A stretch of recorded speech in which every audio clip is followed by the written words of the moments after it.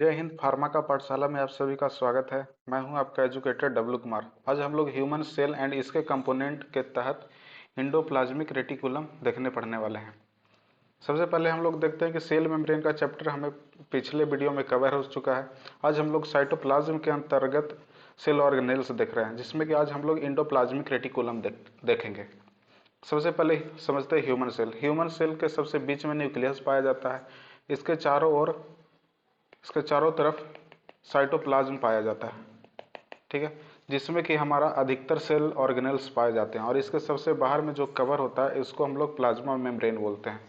तो आज हम लोग जिसकी बात करेंगे वो है आपका इंडोप्लाज्मिक रेटिकुलम। तो इंडोप्लाज्मिक रेटिकुलम की आज हम बात करेंगे। तो सबसे पहले हम लोग समझते हैं इंडो मेम्ब्रेन सिस्टम। तो इंडो मेम्ब्रेन सिस्टम एक तरह का सिस्टम है जो कि पाया जाता है साइटोप्लाज्म में, जिसमें कि endoplasmic reticulum, Golgi complex, lysosome और वैक्यूल्स, ये चारों आपस में मिलकर काम करते हैं कोऑर्डिनेटेड वे में, ठीक है।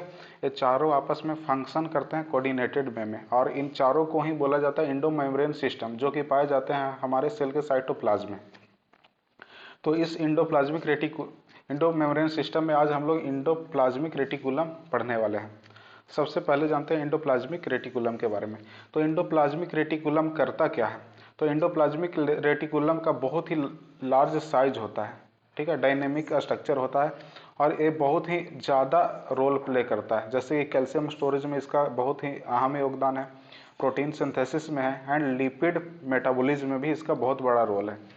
अब देखते हैं कि इंडोप्लाज्मिक रेटिकुलम आखिर होता कितने तरह का है। तो दो तरह का होता है। एक होता है रफ इंडोप्लाज्मिक रेटिकुलम, एक होता है स्मूथ। रफ मतलब रूखड़ा, रूखड़ा टाइप का, ठीक है। तो रूखड़ा क्यों होगा? जैसे कि कोई रोड है, रोड एकदम चिकना होता अगर प्रॉपर सीमेंट का बना रहता, लेकिन इसमें छोटे छोटे अगर ग्रेन्यूल्स डाल देंगे, गिट्टी डाल देंगे, तो क्या हो जाएगा? रूखड़ा। सेम उसी तरह इंडोप्लाज्मिक के ऊपर से छोटे छोटे ग्रेन्यूल्स अडेयर रहते हैं, ठीक है ना। इस ग्रेन्यूल्स को क्या नाम देते हैं? राइबोसोम। क्या नाम देते हैं? राइबोसोम, जो कि प्रोटीन सिंथेसिस करवाने में हेल्प करता है। तो जिस इंडोप्लाज्मिक के रेटिकुलम के ऊपर अगर राइबोसोम रहेगा तो वो रफ इंडोप्लाज्मिक रेटिकुलम कहलाएगा, और जिसके ऊपर नहीं ग्रेन्यूल्स रहेगा, मतलब कि राइबोसोम नहीं रहेगा, तो एकदम स्मूथ रहेगा, चिकना रहेगा, तो इसलिए उसका नाम क्या देते हैं? स्मूथ इंडोप्लाज्मिक रेटिकुलम, ठीक है। अब राइबोसोम का काम क्या है? राइबोसोम का काम है प्रोटीन बनाना, प्रोटीन सिंथेसिस करना। तो जिसमें भी रफ राइबोसोम प्रेजेंट रहेगा, यानी कि रफ इंडोप्लाज्मिक रेटिकुलम रहेगा, जो जहाँ पे भी, वो क्या करेगा? प्रोटीन सिंथेसिस करवाएगा, जिसको हम आगे पढ़ते हैं। सबसे पहले देखते हैं रफ इंडोप्लाज्मिक रेटिकुलम। तो are is term rough due to ribosomal attachment on the surface. हम पहले ही बोले कि वो सारे इंडोप्लाज्मिक रेटिकुलम जिसमें कि राइबोसोम प्रेजेंट रहेगा, उसके सरफेस से राइबोसोम अटैच रहेगा, वो क्या कहलाएगा? रफ इंडोप्लाज्मिक रेटिकुलम, क्योंकि उसके अटैचमेंट से उसका सरफेस रफ हो जाता है। अब are associated with many roles in protein synthesis. पहले ही बताएं कि जहाँ पे भी राइबोसोम रहता है प्रोटीन का सिंथेसिस करवाता है। तो रफ इंडोप्लाज्मिक रेटिकुलम क्या करता है? प्रोटीन का सिंथेसिस करवाता है। And also include post translational modification, folding and sorting of protein. तो समझते हैं पोस्ट ट्रांसलेशनल मॉडिफिकेशन क्या होता है। जैसे कि ये डीएनए है, डीएनए से जनरली आरएनए बनता है, और इस प्रक्रिया को क्या बोलते हैं? ट्रांसक्रिप्शन बोलते हैं। और आरएनए से प्रोटीन बनने की प्रक्रिया को क्या बोलते हैं? ट्रांसलेशन बोलते हैं। और जब प्रोटीन बन जाता है तो इसमें कुछ मॉडिफिकेशन होता है, मॉडिफिकेशन होता है ताकि फंक्शन हो सके। तो उस मॉडिफिकेशन को, प्रोटीन बनने के बाद जो मॉडिफिकेशन होता है उस प्रोटीन में, उसी को क्या नाम देते हैं? Post transcriptional modification. और उसमें अगर बहुत ही आपस में जब कॉइलिंग हो जाएगा तो उसी को क्या बोलेंगे? फोल्डिंग एंड सॉर्टिंग उस, ठीक है। अब मेम्ब्रेन बॉन्ड राइबोसोम। अब नेक्स्ट देखते हैं क्या कि membrane bound ribosome in are translate the mature mRNA transcript into amino acid that's are attached to become polypeptide. समझते हैं। जैसे कि एमआरएनए क्या है? जो कि क्या बनाता है? अमीनो एसिड बनाता है। तो एमआरएनए, अभी हम क्या देखें कि आरएनए से प्रोटीन बनता है, तो स्पेशली एमआरएनए कौन इन्वॉल्व रहता है? एमआरएनए। और mRNA से डायरेक्ट प्रोटीन नहीं बनता, सबसे पहले क्या बनता है, अमीनो एसिड बनता है, और अमीनो एसिड से क्या बनता है, पॉलीपेप्टाइड। जब बहुत सारे अमीनो एसिड आपस में मिल जाते हैं तब उसको क्या बोलते हैं, पॉलीपेप्टाइड, और पॉलीपेप्टाइड से क्या बनता है, प्रोटीन बनता है। ठीक है, इस फिगर में देखते हैं कि रफ ये जो इंडोप्लाज्मिक रेटिकुलम है इसके सरफेस पे राइबोसोम का प्रेजेंस है, जिसके चलते इसका नाम क्या देख रहे हैं, रफ इंडोप्लाज्मिक रेटिकुलम।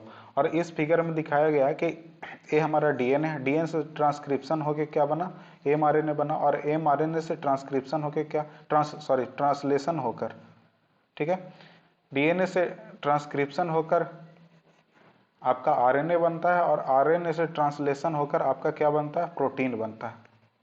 पहले अमीनो एसिड बनेगा और अमीनो एसिड आपस में जुड़ते जाएंगे, और अमीनो एसिड के जुड़ने से क्या बनता है, पॉलीपेप्टाइड, और फिर पॉलीपेप्टाइड चेन जब बहुत लंबा हो जाता है तो क्या कहलाता है, प्रोटीन कहलाता है।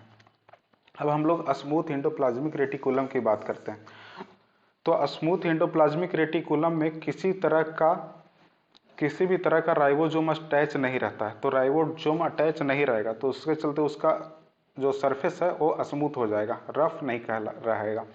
अब इसका बहुत सारा यूज है, जैसे कि मेटाबॉलिक प्रोसेस में सिंथेसिस ऑफ लिपिड, लिपिड का सिंथेसिस करता है कार्बोहाइड्रेट एंड एस्टेरॉइड, यानी कि लिपिड, कार्बोहाइड्रेट एंड एस्टेरॉइड, ये तीनों चीज के सिंथेसिस में इसका बहुत बड़ा योगदान है।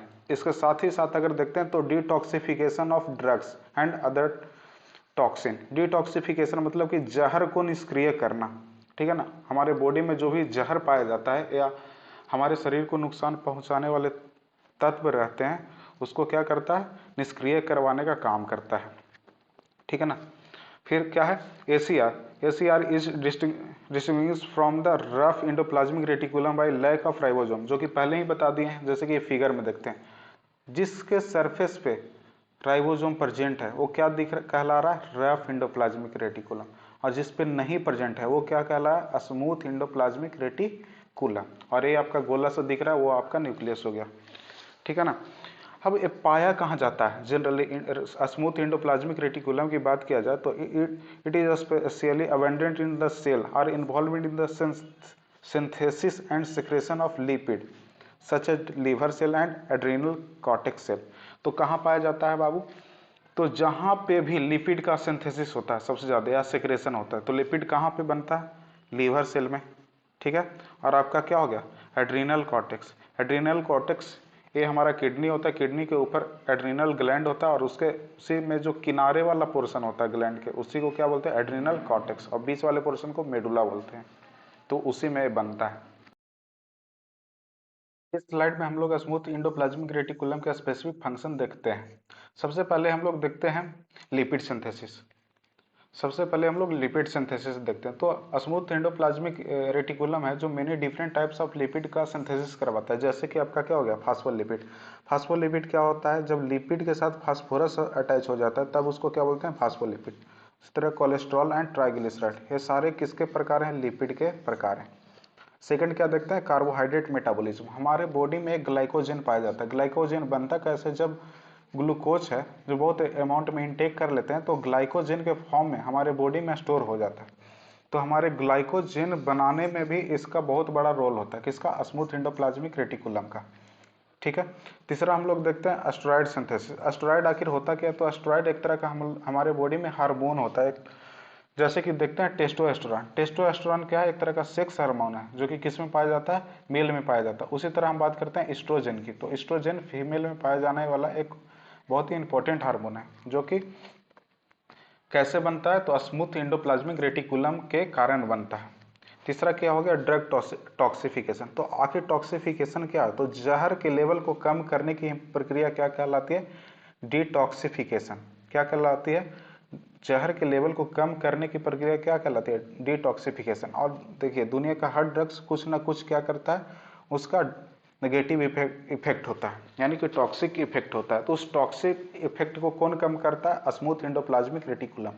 तो स्मूथ एंडोप्लाज्मिक रेटिकुलम अपने एंजाइम के मदद से ड्रग्स के टॉक्सिक इफेक्ट को कम करता है, जिससे कि हमें बहुत ही कम नुकसान होता है। फिर हम नेक्स्ट क्या देखते हैं कि हमारा जो एसीआर है यानी कि स्मूथ एंडोप्लाज्मिक रेटिकुलम में बहुत सारे सेलुलर प्रोसेस करवाता है, जैसे कि कैल्शियम सिग्नलिंग। हमारे बॉडी में जो फंक्शन होते हैं तो सारा फंक्शन सिग्नल के मदद से होता है, तो उसमें कैल्शियम भी बहुत बड़ा रोल प्ले करता है। जैसे कि मसल्स कॉन्ट्रैक्शन समझते हैं, तो हमारे बॉडी में जो मसल्स का कॉन्ट्रैक्शन या रिलैक्सेशन है वो इलेक्ट्रिक करंट के कारण होता है। इलेक्ट्रिक करंट आके जनरेट कहाँ होता है, तो एसीआर में क्या पाया जाता है, कैल्शियम आयन पाए जाते हैं। कैल्शियम आयन स्टोर रहते हैं और यही बाहर निकलता है, और इसी के बाहर निकलने से यहाँ पे इलेक्ट्रिक वोल्टेज जनरेट होता है, कम या ज़्यादा होता है, जिसके चलते उसमें कॉन्ट्रैक्शन और रिलैक्सेशन होता है। ठीक है, तो सेल सिग्नलिंग और मसल्स कॉन्ट्रैक्शन में एसीआर का बहुत बड़ा रोल होता है। अब देखते हैं कि एसीआर कहाँ, स्मूथ एंडोप्लाज्मिक रेटिकुलम आखिर पाया कहाँ कहाँ जाता है। तो ज़्यादातर जहाँ पे लिपिड बनेगा, कार्बोहाइड्रेट बनेगा, ड्रग का डिटॉक्सिफिकेशन होगा या स्टेरॉइड पाया जाएगा, वहाँ पे पाया जाएगा। तो सबसे पहले कहाँ देखते हैं, लीवर सेल में, फिर हमारा क्या है, एड्रिनल कॉर्टेक्स सेल में, ठीक है, फिर क्या है, लीडिंग सेल में जो कि टेस्टिस में पाया जाता है, और थीका सेल जो कि ओवरी में पाया जाता है, और सेबम प्रोड्यूसिंग सेल जो कि कहाँ पे पाया जाता है, स्किन पे पाया जाता है। सेबम मतलब कि जो हमारे नाक के सब पे ऑयल की तरह जो चिपचिपा सा निकलने लगता है तेल, उसी को क्या बोलते हैं, वो जो चिपचिपा सा चीज प्रोड्यूस होता है, तेल प्रोड्यूस होता है, किससे प्रोड्यूस होता है, सेबम प्रोड्यूसिंग सेल से। तो उसमें क्या पाया जाता है, स्मूथ एंडोप्लाज्मिक रेटिकुलम पाया जाता है। अगर हमारा वीडियो पसंद आ रहा हो तो कृपया लाइक करिए, शेयर करिए एंड सब्सक्राइब करिए, और हमारे टेलीग्राम चैनल फार्मा का पाठशाला ज्वाइन करिए। इस पे जितना भी लेक्चर अभी तक हुआ है सारा का आपको वीडियो मिल जाएगा। इसका लिंक डिस्क्रिप्शन बॉक्स में भी है, और फार्मा से रिलेटेड बहुत सारा बुक चाहिए तो उसका भी लिंक इस फार्मा के पाठशाला पे जाइएगा टेलीग्राम चैनल पे, और वहाँ से आप ले सकते हैं। आपका बहुत बहुत धन्यवाद। Thank you.